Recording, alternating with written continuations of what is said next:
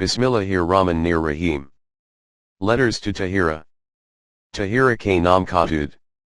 By G. A. Parwez. Translated by Mrs. Suraiya Alvi. Chapter 8-9. 8 Letter to Tahira. Child's upbringing. Tahira, you are so naive. You are surprised over Sida, who is about to be 20 and still talks like child. This means that you think that a child's mind becomes mature as his or her body grows with age. This notion is absolutely wrong and against the facts. If the mind, too, matures automatically like the body, then our society would be of a different nature.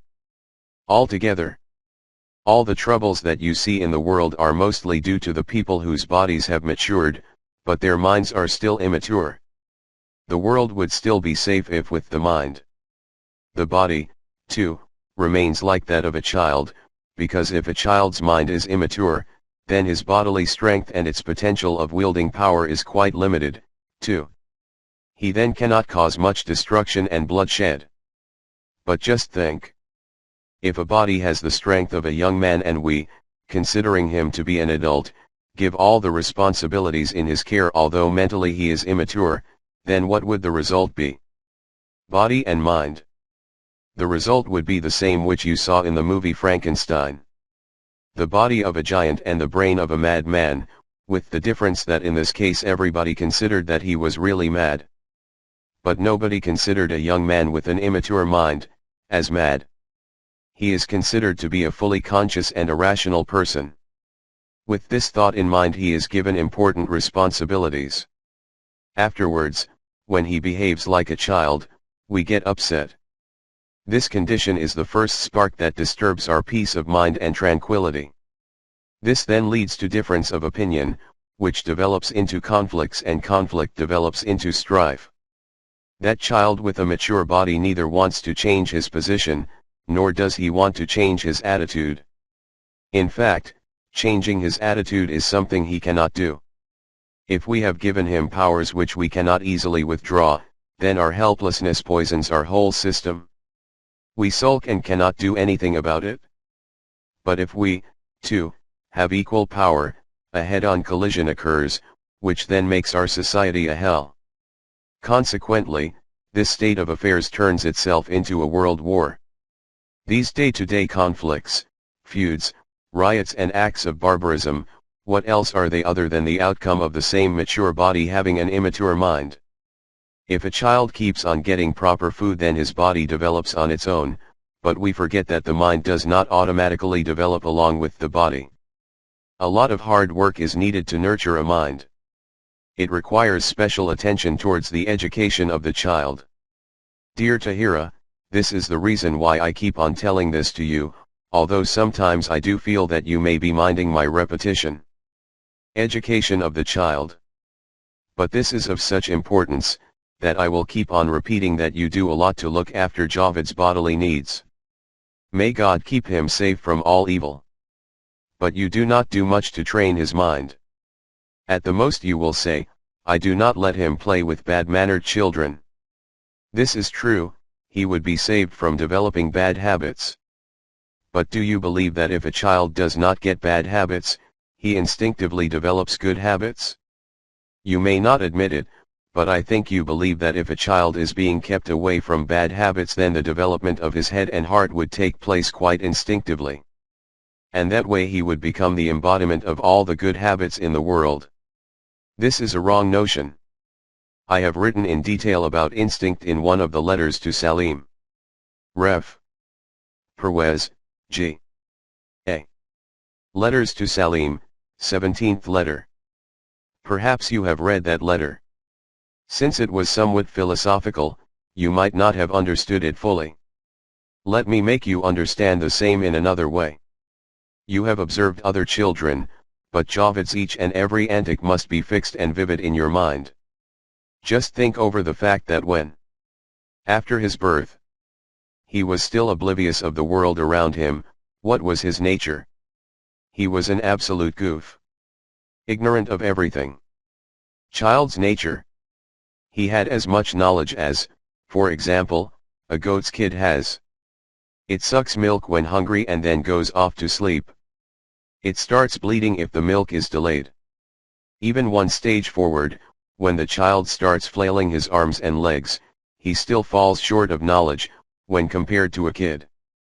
A kid would die of hunger but would not touch a heap of green chilies lying nearby. But a child would put a chili in his mouth if he could lay his hand upon it, or for that matter anything that he could get. A piece of rock salt, or earth, or ashes, or lime, or coal, you name it and he will put it in his mouth. Do you remember your son swallowing that coin? What a predicament we all were in, including he himself. Have you ever seen a kid swallowing a coin? Our worries increase when the child becomes a toddler. He will touch fire, and if you save him from there, then he will plunge into the water tub. It was just that God wanted him to live and be a source of pleasure to us. However, Ronnie saw him otherwise. My daughter, I do not want to repeat the bygone. May God save everybody from unheard of troubles. A step ahead. When he learns to walk and run, he runs into trouble all the more. He would either himself fall off the terrace or shove his friend off. Whatever he lays his hands upon, he throws. Like breaking this saucer or that cup. The moment he sees anything in somebody's hand, he attempts to snatch it. If that person does not want to part with it, then he is in for a bite with from the child's teeth or scratches from his nails. That sweepers as a son could barely save his eye. Destroying, snatching, beating, slapping, is a child's nature which he does not learn from anybody. It oozes out of him by itself. Psychologically a child is quite jealous. You often write in your letters that poor little baby is quite often slapped by Javed. It is the same emotion of jealousy at work. Before the baby girl was born, Javed was the sole recipient of everybody's love. There was nobody sharing it. With the arrival of the new baby, he had to share his domain. Now he wants to expel the poor girl from her limelight. A child wants to be the sole center of everybody's attention. He wants to remain self-centered. Now you will see that when the little girl grows up, she would generally remain unwell. Do you know why such a thing should happen? She would not be able to compete with Javed in strength, therefore she will remain weak and sick to get everybody's attention. The same emotion of being self-centered manifests itself. This is, dear Tahira, the pattern of a human child which has been sheltered from surrounding influences and has been left to grow by itself. You say that you are very careful not to let Javed play with ill-mannered children so that he may not pick bad habits. I say, even if you bring up your child in a thermos flask, he would still have those habits I have mentioned above. Are these any less bad habits? Now just think. If these children are saved, according to you, from bad habits and they grow up with the above-mentioned mentality, what kind of young men would they make for our society? I do not think any other word than criminal fits this description. Dear daughter, these are the people who generally make up our society. Those adults, men and women, whose bodies have matured with age but whose mentality, or mind, is like children. Out of these a few grab the chair to power. Some grace the religious cushions. Some meddle with commerce, some dominate the industrial centers, some become the law formulators, some become the admirers of posterity, and the world starts taking them as heroes and leaders. Whereas generally they are the same. With an adult body and an immature mind. An adult body with a mature mind is a rarity. You will also say that we do not leave our children as they are. We educate them. But just think what kind of education we give them. It is generally taken for granted that a child's education begins when we send him to school. But this is wrong. A child has learned many things by that age. Do you notice that Javed speaks a language which you speak at home and the neighbor's child speaks the language of his home? You have never made Javed sit with a book and table to learn Urdu. He has learned your Urdu without being taught. Do you believe that when he was quietly picking up the Urdu language, he was not learning anything else? He was in fact subtly learning all the things happening at your home day and night. This was the education which he had acquired before going to school. And the main portion of this education consisted of what you call ethics and beliefs. Animals do not have moral laws. Humans are the only ones who have this distinction. But just think, Tahira, what is the basis of this significant distinction? Of course, it is this education which is subtly absorbed by the child. As I have written to you in an earlier letter of mine. A Jain child would vomit even to think of meat, while a Muslim child sucks at a bone like his mother's milk. A Hindu shudders to think of beef, but a Muslim thinks that the tastiest kebabs are made with beef. People consider it a sin even to kill an ant in our houses, but a thug would not think much of murdering a human. This is the basic education which a child acquires before he goes to school. What kind of education do these schools impart? Before you think about it, bring to your mind your earlier letter in which you had written that although you take great care of Javed's food, he is not getting the corresponding strength and vigor. I had told you that you give him everything he wants to eat, but do you ever care whether he digests and absorbs it or not? If the food is not absorbed by the body, then it could be harmful rather than beneficial. The same is true of our education, too. Our educational system renders information to the children but disregards the fact whether it can become a part of their character or not. Character building is not done by our educational system. It only renders information. Therefore, our young people tend to present a personality which consists of an able body, grown up according to age, with a child's mind and carrying a whole load of information. Now it is obvious how a young man with this mentality uses his power and wealth in the same way he would use his stored information which has been loaded onto him in schools and colleges. Now upon analyzing this young man's personality, what you will find is as follows. Age-wise, by our estimate, a mature person, ready to shoulder all kinds of responsibilities. 2. Mind-wise, like a child who just does not know what a responsibility is. 3. Education-wise, like a porter at a station who carries a lot of load but owns nothing of it. 4. Beliefs and concepts which he has unconsciously acquired at home, but which does not understand and cannot defend by reason or argument. Such concepts are harmful, instead of being useful. This reason is that these concepts neither come out of the depth of heart, nor grow in a rational mind. He remains unconsciously faithful to them. And whenever he is confronted with the realities of life or arguments that do not tally with them, he at once takes off his mask and abhors them or revolts against them. If he is not courageous enough to show his revolt openly, then he becomes bigoted. His heart turns into a permanent beat of hypocrisy, whose destructive consequences can be quite far-reaching. Mother's duties. Tahira, I hope now you understand what responsibilities the mother of a child has to shoulder.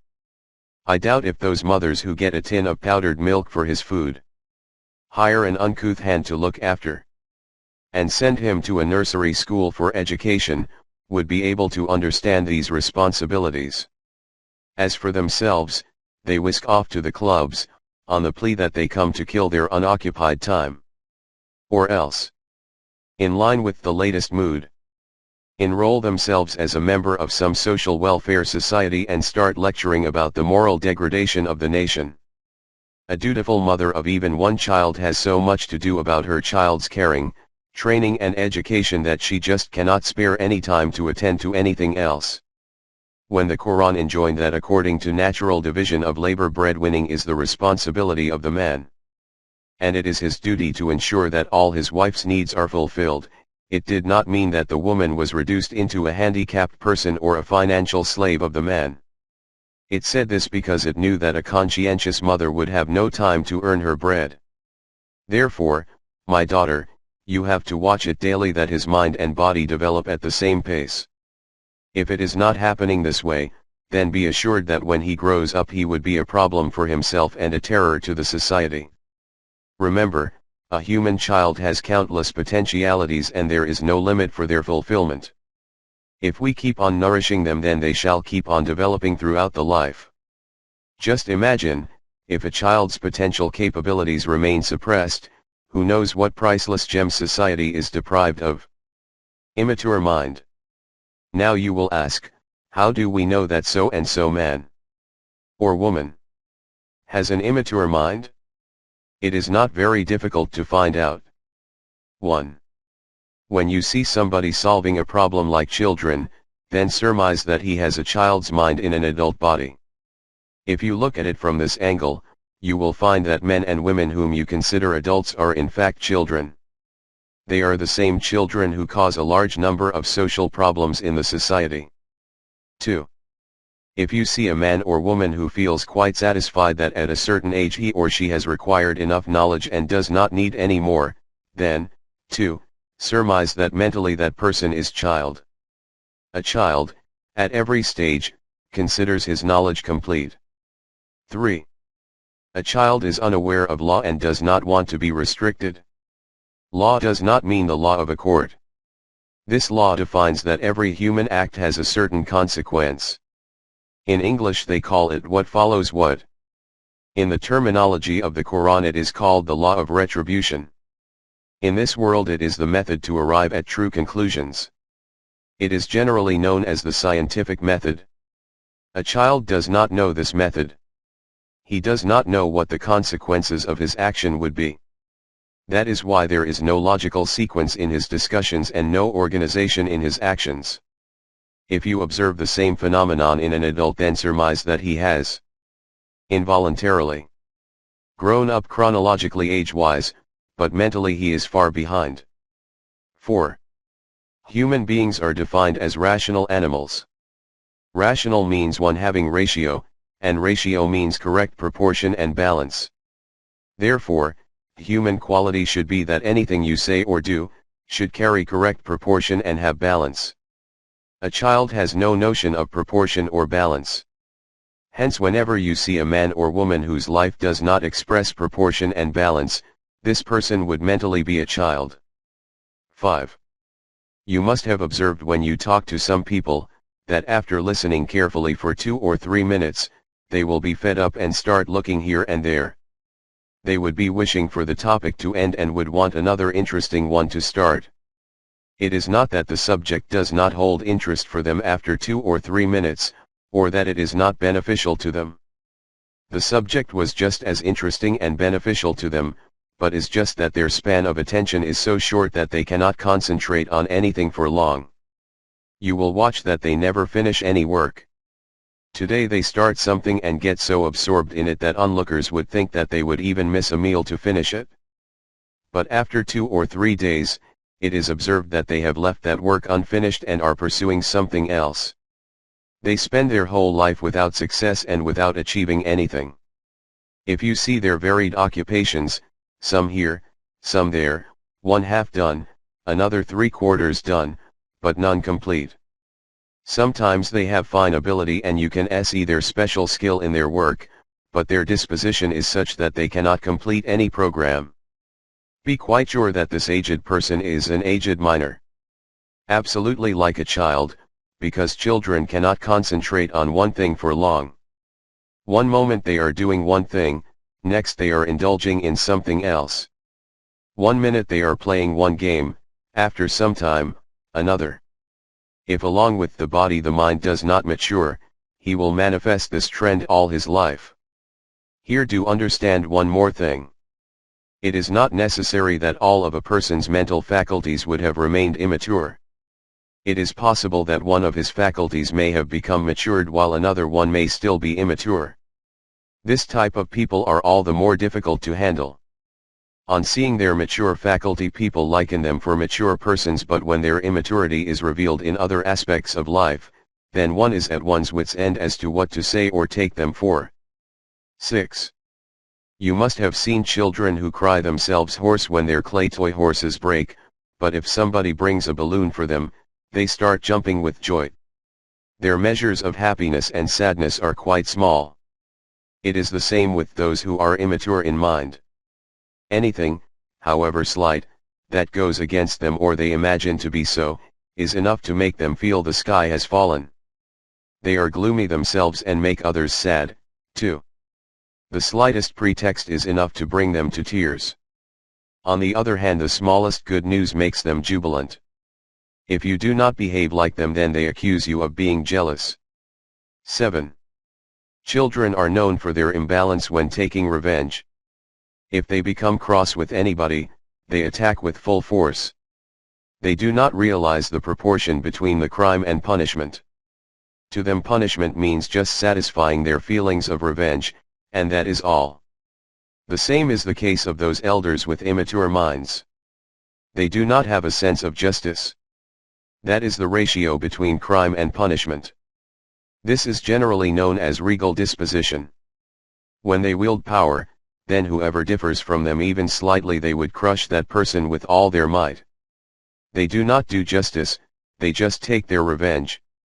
They feel very happy and proud over the discomfiture of their opponent, just like how a child feels triumphant when he has pushed his adversary away. 8.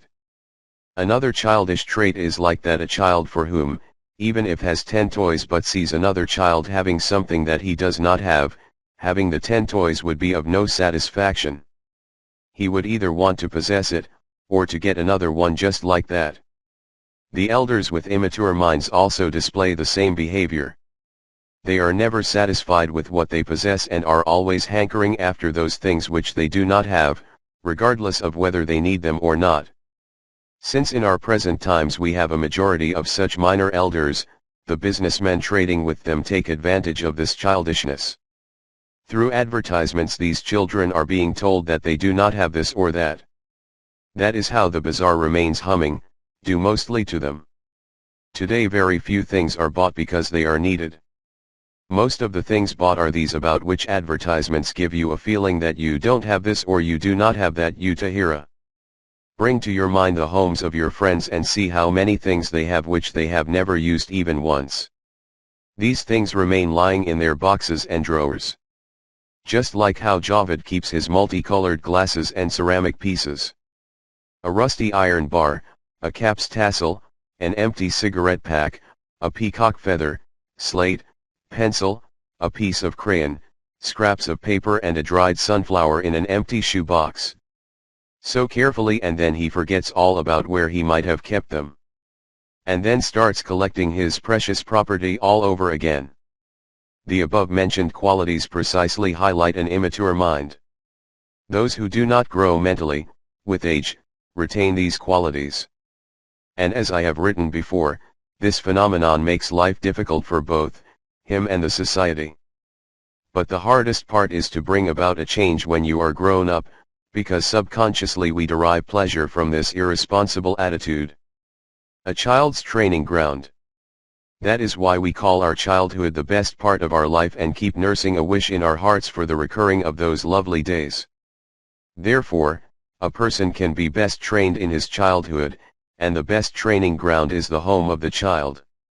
Homes that care for children's training from this viewpoint produce confident, responsible, sympathetic, loving, sacrificing, courageous and generous children. In those homes that do not impart good training, the child is made to depend upon others, which results in his lack of confidence. Alternately, he becomes so terrified due to frequent scolding that he cannot develop courage and truthfulness. In other places, if he is the apple of his mother's eye, then he is deprived of his masculinity, or if he is the father's pet, then he cannot comprehend the finer points of life. Sometimes uncertainties and fear of the loss of father's job or the vacating of a house, makes him a slave of economics right from childhood. In other cases all his demands are catered to, and he has been made to think that fulfillment of his material needs is the only aim of life. Some homes tell the child that his father and his home are the best, thus making him prejudiced against color, creed, and country. In other places he is told that nothing in the world is good, so he becomes pessimistic and despairing about the future. At times too many instructions too often kill his initiative and he behaves like a machine. Some leave the child absolutely free, so he is unable to respect the law. At times unwholesome surroundings can kill his fine sentiments for appreciating beauty. Sometimes he is made aware, through such remarks, that playing with other children would soil his clothes, and he comes to hate others and starts indulging in self-praise. At other times he is told not to criticize or censor the ancestors, it would be wrong. This turns him into a dumb, driven sheep. At times, an instruction like, whenever you have to decide about problems, just consult your heart, is tantamount to throwing permanent values, revelation, and solid principles to the winds. You must have seen from this, Tahira, that a house plays such an important role in molding the character of people. The kind of nation you will be is determined by the kind of homes you have had. All this would make you understand what the responsibilities of a mother are. In Iqbal's words, she builds the character of nations. That is why the word in Arabic has been derived from which means mother. At birth a child is absolutely raw material. The mother molds him by giving knowledge. He is dumb. The mother makes him talk, gives him language. Mother tongue. He is quite irresponsible.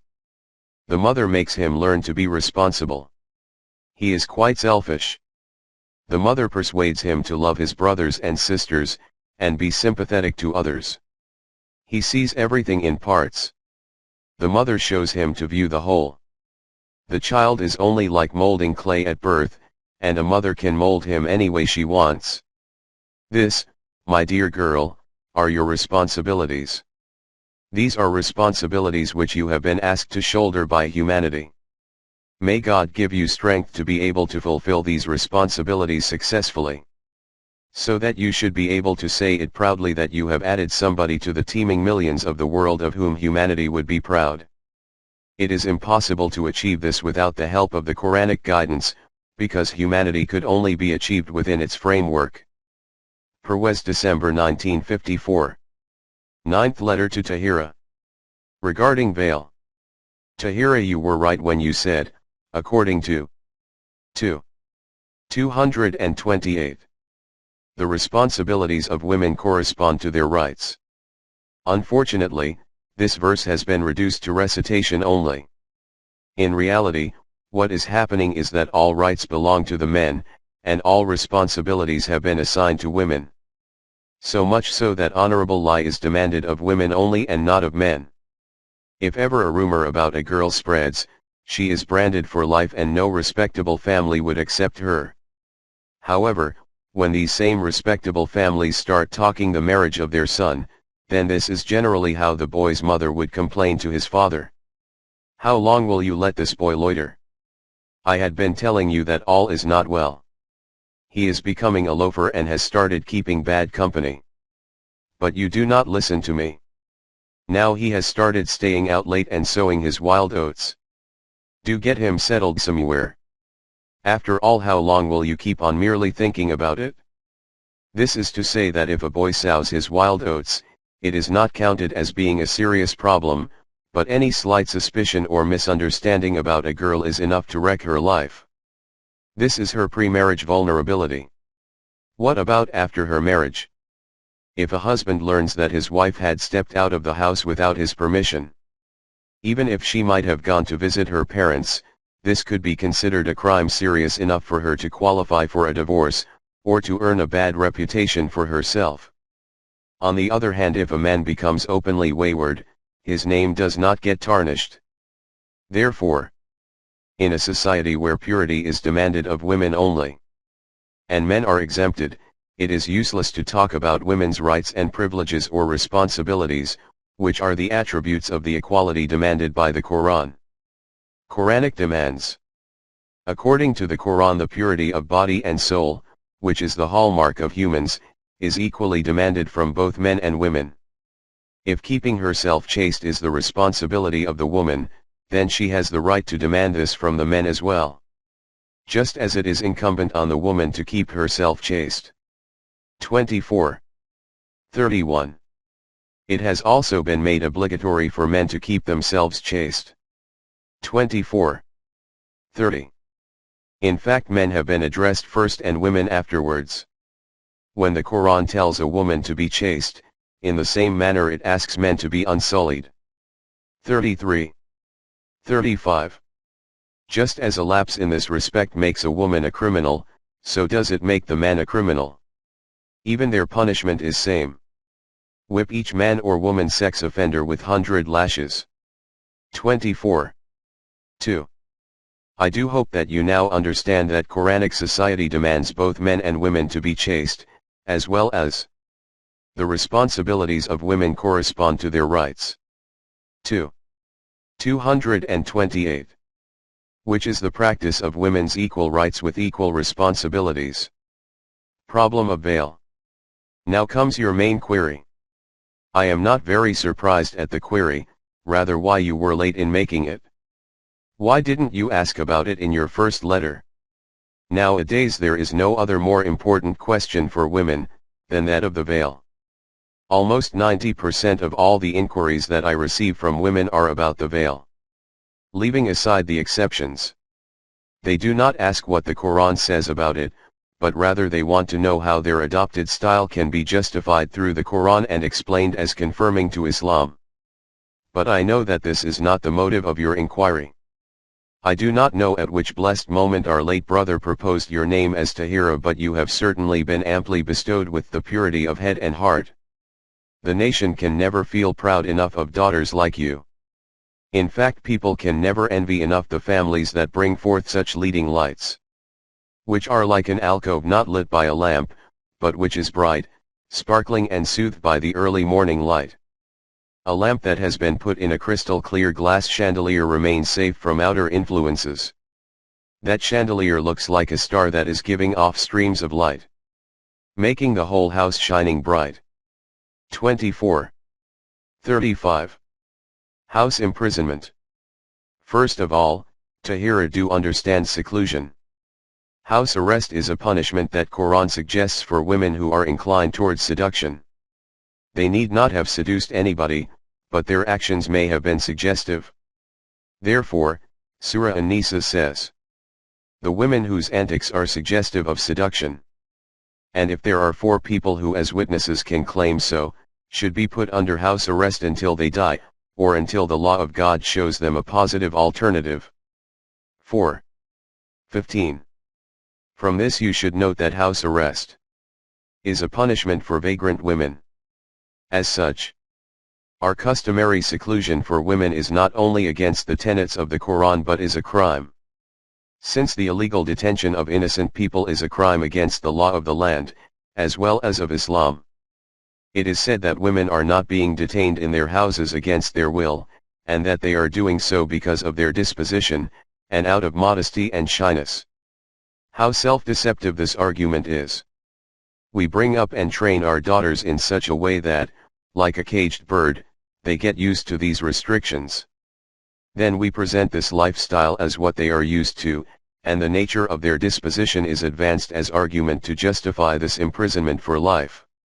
A secondary problem. Incidentally, the above verse from Surah An-Nisa also reminds us of something else. Its mention would be of benefit. A few days ago a non-Muslim member of our legislative assembly objected to the Quranic system which specified the punishment for zina, sex out of wedlock, as 100 lashes. This made our Muslim members very embarrassed and crestfallen, so much so that it was within their power they would, God forbid, cross out the verse ordering such a barbaric punishment. Then they would triumphantly answer the objector that these orders belong to older times, and that the new edition of the Quran which they have printed, does not contain any such barbaric order belonging to the Dark Ages. But this, these poor dears could not possibly do, and thus they countered by saying that the Quran has put the condition that 4 eyewitnesses should prove the crime.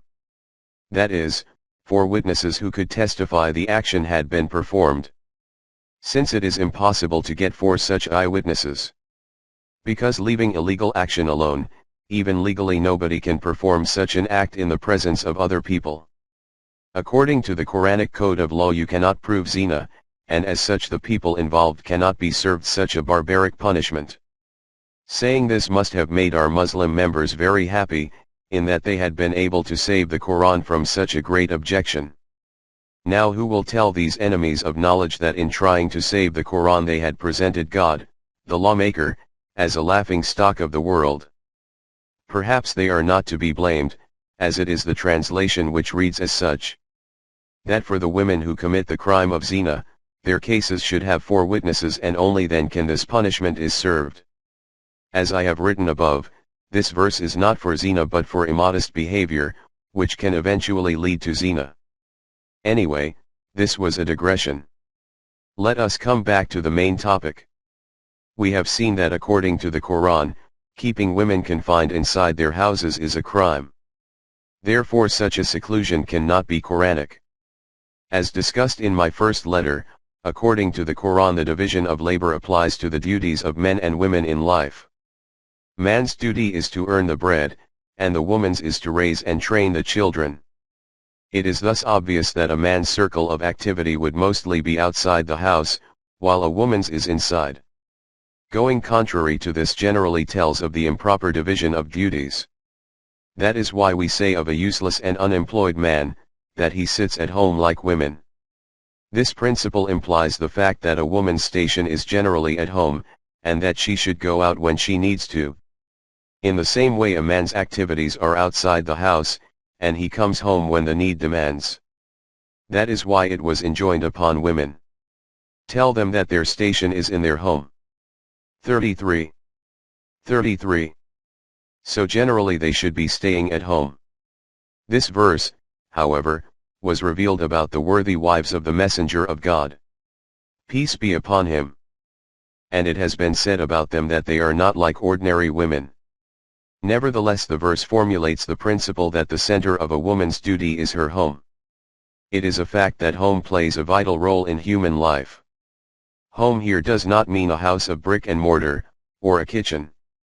In fact it encompasses a pleasant atmosphere and peaceful surroundings which are conducive to the development of the finer sentiments and for the rearing and education of the coming generations. It should be a proper center for training children, which is specifically under the charge of a woman. This is what is meant when we call a home a station. The above explanations highlight 2 things. 1. Keeping women confined in houses and forbidding them to go out is a punishment according to the Quran. It is not Quranic modesty. 2. A woman's station is her home. Now the question arises as to the manner of her staying at home, and her mode of moving about outside the house. The Quran gives instructions for both situations, but before I state these Quranic guidelines I want to emphasize that purity of thought and deed is a must for both men and women. The cultivation of a sterling character is the most important prerequisite for becoming a mu'min. Carelessness to unsullied character not only spoils one's personal integrity, but is also detrimental to national culture and civilization. The mode of education professed by the Quran does not stop at assigning punishment for such crimes, but wants to eradicate the circumstances and reasons due to which these are committed. It does not wait for the thief to commit theft and then pounce upon him. Rather it wants to block and guard all those alleys and lanes which can influence the thief. To put it in another way, rather than killing the thief, it kills the mother. The source. So that no thief is born. It has also adopted the same stance for the protection of chastity. It has assigned a punishment for zina and for the wrong accusation against innocent women, but along with this it suggests preventive ways and means.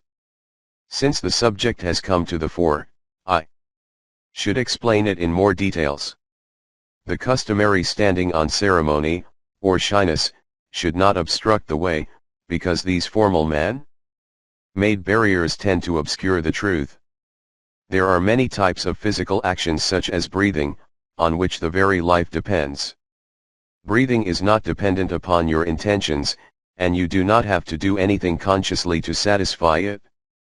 Even when one is awake, sleeping, sitting, walking, or doing anything or thinking of something, breathing automatically continues. One need not determine it, or do something about it, and stopping it needs some effort. Another physical urge is that of eating and drinking. This, too, does not depend upon your thinking or determination. When there is nothing in the stomach, you feel hungry. As your hunger increases, it becomes the center of your attention. but if you are deeply absorbed in your thoughts you forget your hunger. However, when its severity increases, it attracts your attention despite your being deep in thought. This urge makes itself felt, or becomes apparent, without any thought or intent. The third urge is sexual. Unlike the urge to breathe or eat and drink, it does not awaken on its own. It has to be awakened by conscious thought and intention.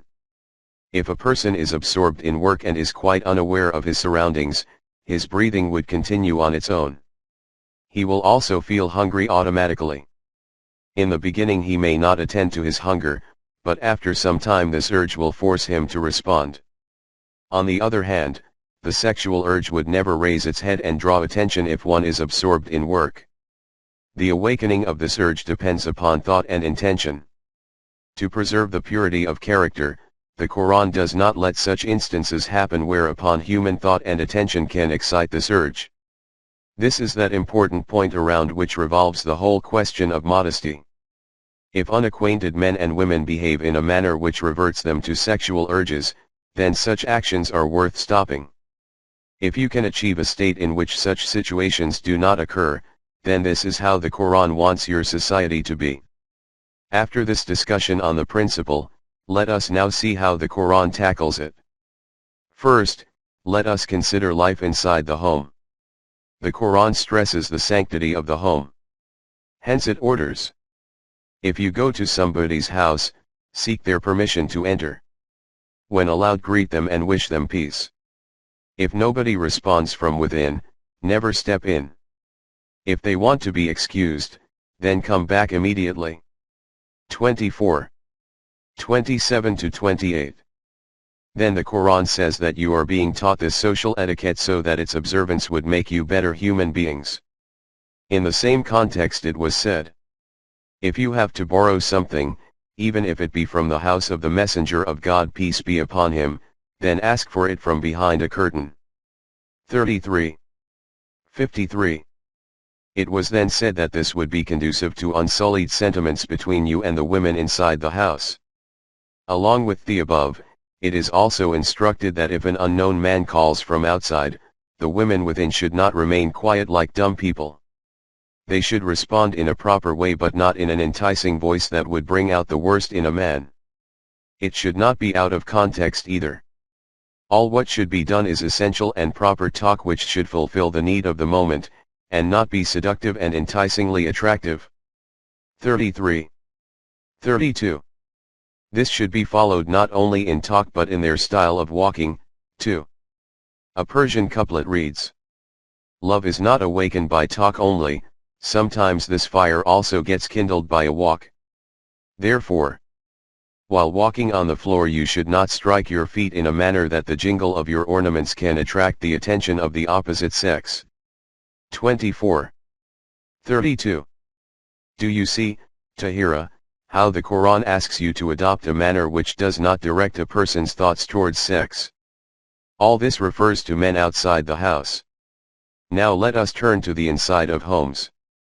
In this context, you should know that the Quran does allow all kinds of makeup and adornment. According to it, this adornment is for enhancing beauty in human life. Therefore no one has a right to ban them. Display of adornment. The display of adornment, however, is allowed in front of a husband only, or in front of those whose thoughts would not turn towards sex by it.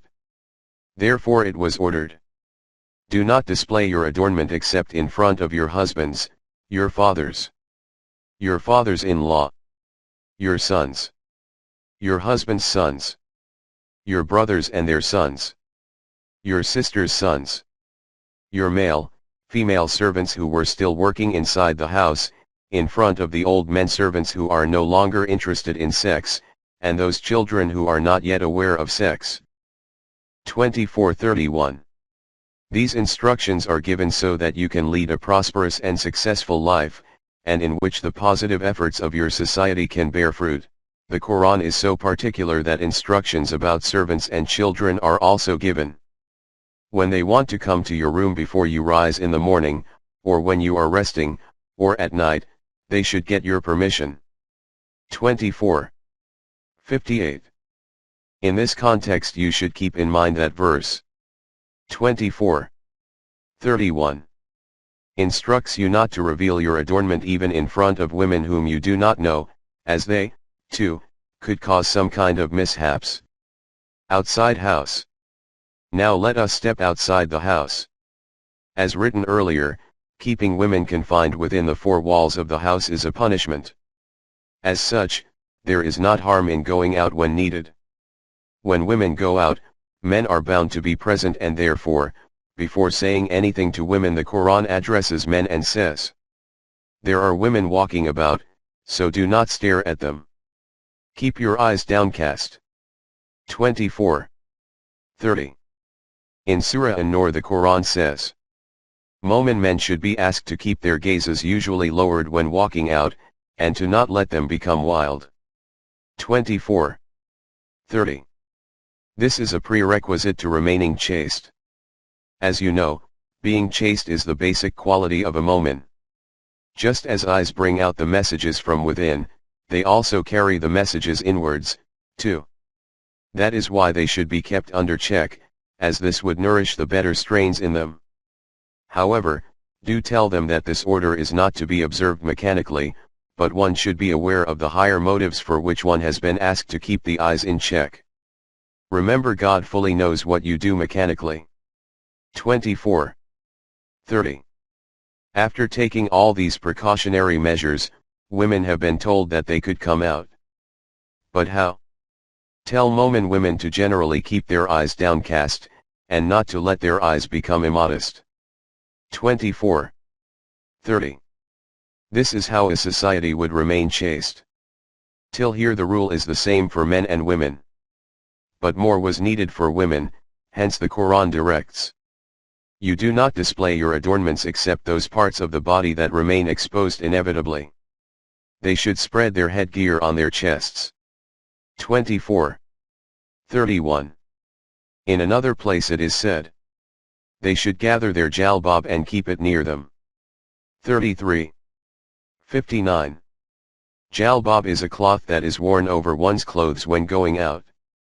It is thus obvious that whether you cover your chest with your headgear, or whether you wear something over your clothes, there is no mention of hiding your face. If concealing the face had been necessary, then why were men directed to keep the eyes downcast?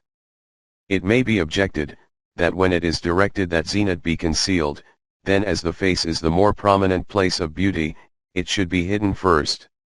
However, the Quran itself enjoins, "Cover your adornments except those parts which remain open inevitably." 24:30 And it then describes methods of covering which leave the face exposed. As such, hiding the face cannot be a Quranic tenet. I would like to make it clear that the Quran has mentioned kamar and jalbab because these were prevalent among Arabs at that time. It is not necessary for us to wear the jalbab and kamar or similar coverings. The Quranic aim is to conceal your adornments when going out. For this purpose we can wear what we like.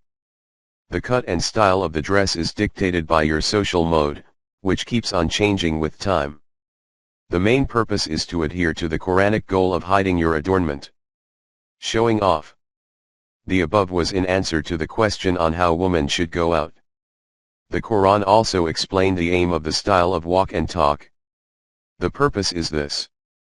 Tell them that they should not exhibit their beauty and adornment around like it was being done in the Dark Ages. 33:33 It shows that tabarruj was indulged in during Dark Ages, and the Quran forbade it. Tabarruj derives from burj, which means a tower. To raise something, or to surface, or to show off. Contrary to this, is haya, modesty, which means to shrink. Tabarruj thus means showing off, and modesty implies of shrinking. The Quran forbids showing off, and advises modesty. Therefore any style that highlights and shows off beauty, or any exhibitionism, is against the tenets of the Quran. Also remember that whatever is plausible outside the house, is admissible inside, too, particularly with regard to unrelated men other than those which have been mentioned above in 24:31. Your adornment has to remain concealed. Women are not forbidden to sit with men inside the house, but the same conditions that apply for going out would apply here, too. Permission to see each other. Let us consider those necessary situations in which men and women are not forbidden from each other. The Quran, in keeping with its general principle of educating, does not fix any details. The details are left to human intellect and circumstances, although it is quite clear in the Quran that you are allowed to choose your spouse. In respect of nikah, marriage, the Quran explained itself. Whichever among women you like, you could marry them. 4. 3. It stated about the Nabi, peace be upon him, that he could not marry again, nor could he bring any more wives to replace the present ones. It then goes on to say, no matter how much their beauty appeals to you. 33. 52. Whether the aim is to marry or for any other reason, it should always be kept in mind that there must never be the slightest gesture which can arouse any wrong expectations in the mind of the opposite party, because God always knows about your dishonest glances and intentions. 40. 19. Remember, lewdness or immorality does not only refer to wrongdoings concerning sexual intercourse, but the thought or desire of wanting to do so also comes under it, because it basically affects character. The molding of character is, after all, the aim of all restrictions and regulations. What should we do? Now let us consider how the present circumstances should be tackled. Firstly, all the facts written above must have made it quite clear to you as to what the Quran is aiming at in respect of the relationships between men and women. The Quran aims to preserve chastity, both in men and women. After explaining the aim of the Quran, in reply to your question as to what you should do as an individual, I would repeat what Iqbal said to Muslims. O Muslim, consult your own mind and not the clergy. If your query is as to what we should do in our present society to fulfill Quranic tenets, then this is a question which is always very difficult for me to answer.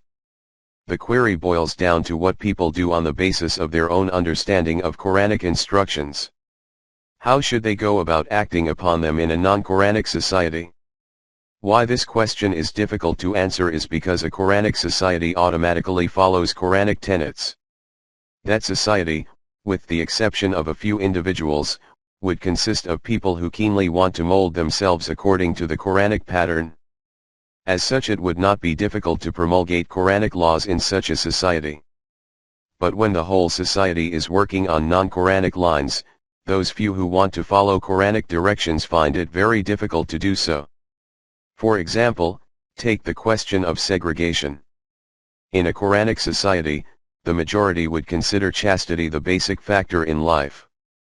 Every man would consider it a crime to cast a dishonest glance towards any other woman, and the same would be true of women. In such a society, men and women would be modest and would never eye each other in an unbecoming manner. As regards those who have evil intentions, the society will tackle them in the appropriate manner. Therefore, just as it directed in the above-mentioned lines how women should go out, the Quran also instructs how evil-minded people should be dealt with. The Quran calls these people hypocrites. The hypocrites. The Quranic term for hypocrites is quite comprehensive. It is ascribed for those who are presumable members of the Islamic society, but who disregard its rules and regulations. They are always thinking about how to hoodwink its laws. The Quran asks Momin women to hide their adornments when going out, so that they can be judged as belonging to respectable families. Thereafter it was revealed. If hypocritical people having dirty minds spread rumors and try to shatter the peace of the society, it will become incumbent on the management of the society to take the required deterrent measures. 33. 60. The Quran then states the deterrent measures that should be taken against these people. The first step would be to take remedial measures after isolating them from the society. If such steps do not show any improvement, then they should be deprived of their civic rights and privileges. If they still remain undeterred, then they should be arrested. If after this restriction, they still defy the government, then this would be considered rising against the law, and the revolt would qualify for execution. 33. 61. Then the Quran says that it is nothing new that has been stated. Whenever and wherever a society has been established according to the laws of Allah, the disruptive elements have had to cope with the same kind of laws. This is Allah's practice. Allah generally adheres to this manner. 33. 62. Since the laws of Allah are based on permanent values, one can never experience any change in them. 33. 62. By the way, Tahira, you must have noticed the great value chastity holds in the principles of life. So much so, that preserving chastity has been called a permanent practice of Allah, and these laws are never to be altered. These laws can never be changed, no matter what the circumstances of a particular era. In other words, the sanctity of chastity is a permanent value that cannot be affected by the changes in time. It is just as a permanent value today, as it was 1,000 years ago. Our condition. Such would be the society molded on Islamic lines.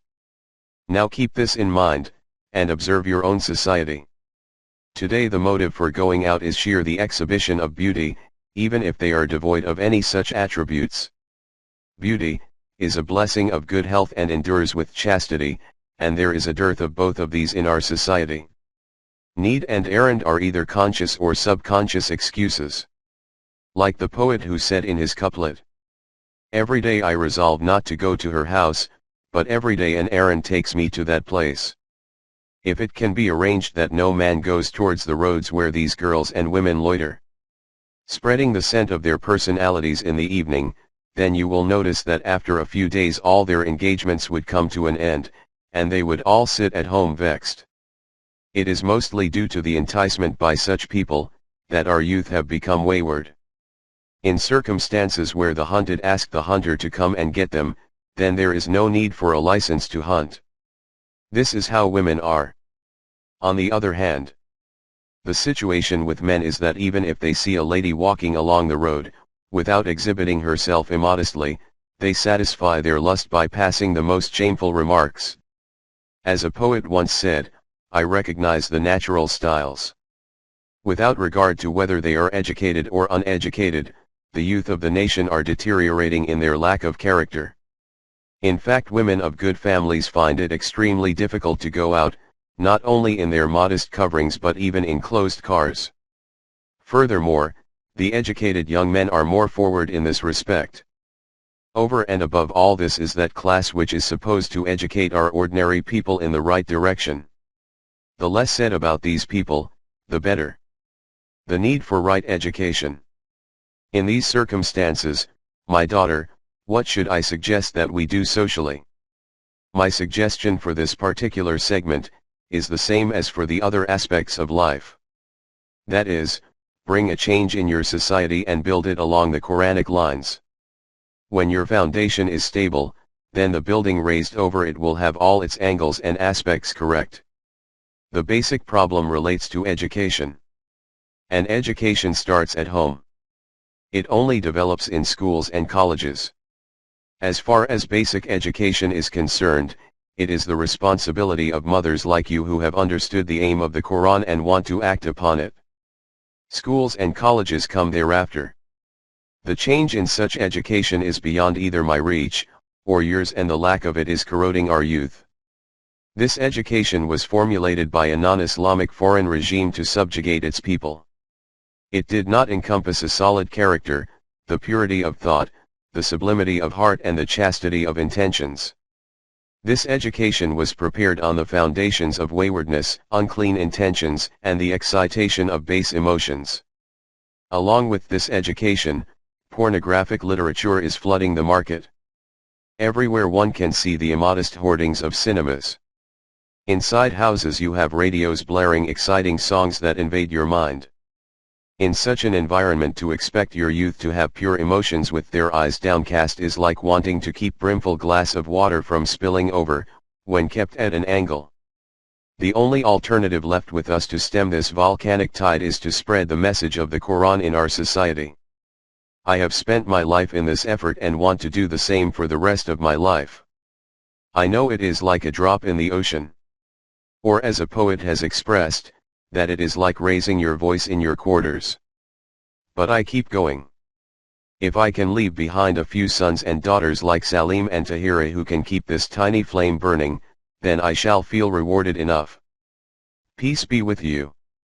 Parwez, November 1953. Talu Islam Trust. 25B, Gulberg 2. Lahore, Pakistan. taluiislam@gmail.com